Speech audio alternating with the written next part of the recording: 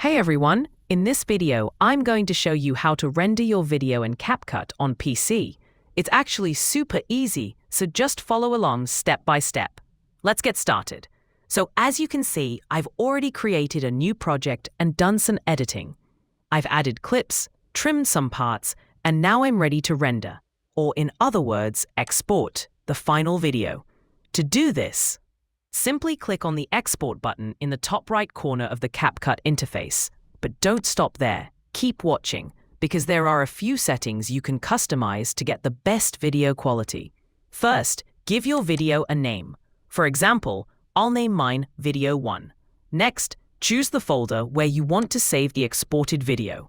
This window might look slightly different depending on whether you're using Windows or Mac OS, but the process is same.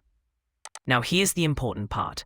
Click the small toggle button next to video to open up your export settings. Here, you'll see a few key options. Resolution.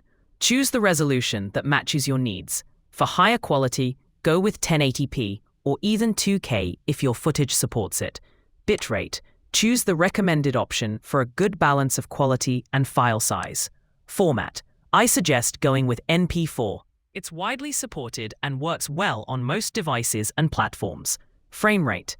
Choose the frame rate that matches your original footage. If your project was edited in 30 frames per second, stick with 30 frames for the final render. These settings are important because they determine the final quality and compatibility of your exported video. Once everything looks good, just hit the Export button. CapCut will start rendering your video, and in just a few moments, your final file will be ready. And that's it. That's how you render or export a video in CapCut for PC.